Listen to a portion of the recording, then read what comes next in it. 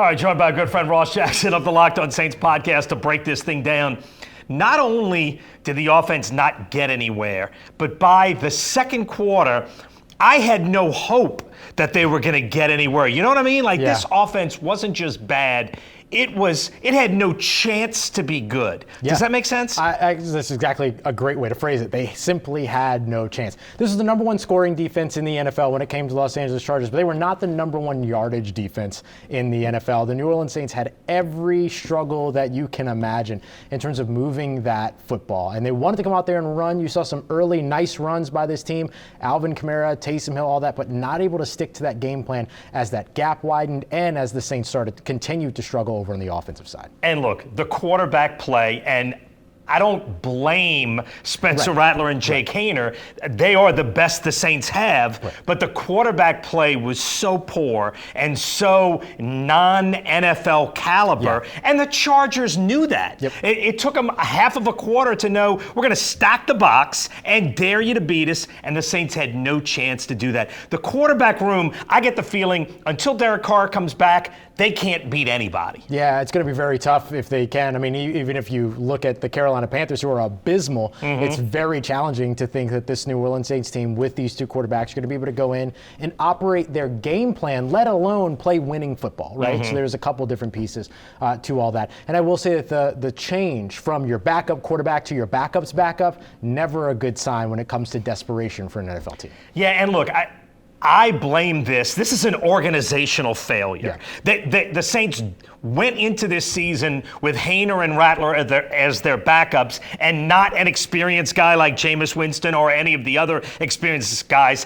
This was their choice to go into this season with this quarterback room, and we're seeing the results of that choice. Yeah, the fruits of that labor, if you will, right? And I think that that's true across multiple positions, right? They struggled in terms of being able to overcome the loss of the offensive lineman on the interior, struggled to be able to produce at wide receiver outside of Chris Olave, who just went over the century mark for the first time this NFL season, but for what? For an eight-point output.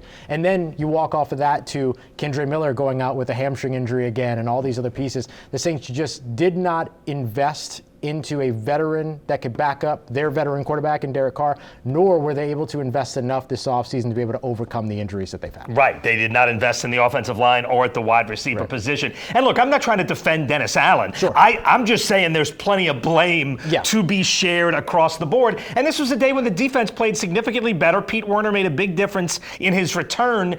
When Derek Carr comes back, they'll be a better team because of what you saw on the defense, right? Yeah, I think so. We'll see where things go. I still think that the loss of Eric McCoy is going to loom large until he comes back. I think that will be a big thing. And if the Saints aren't able to commit to their run game, even though they averaged over 5 yards per carry this week, you saw Alvin Kamara average 6.7 yards per carry on the game. He went over 100 scrimmage yards as well. But if you're not able to punch it into the end zone, if you're not able to sustain drives, that's going to be the difference in the games are going to be the difference in this game, which is the 3 or 4 explosive plays led up by the defense, which told the entire story for the Saints this game. And if you get into a third down and more than 4 yards, you have no hope of getting a first down. Average of third and 9.4 in this game was their average. Okay, so where are we now? It's 2-6. People are calling for Dennis Allen to be fired. I don't think that's going to happen anytime soon. So where are we now? We're just playing to get better, but the playoffs are almost a gone idea. Yeah, you got 9 games left, and effectively you got to win 8 of them if you even want to hope to be in the conversation. This division this year is much better. Atlanta's widening the gap between the Saints and themselves at the top of the division. Tampa, of course, is dealing with the loss of 2 big wide receivers, but still look to play well on Sunday. I think if you're New Orleans, you're just trying to kind of, excuse the cliche, but go game by game and see what you can build. I think that they travel to Carolina next week, which is a game that they can win, but I don't think a win over Carolina is going to convince anybody in terms of this team's ability to turn things around. That is the truest thing you have ever said. Ross Jackson, thank you for giving us a few minutes to talk about this wonderful game today. We're back with more 4th Down on 4 in a minute.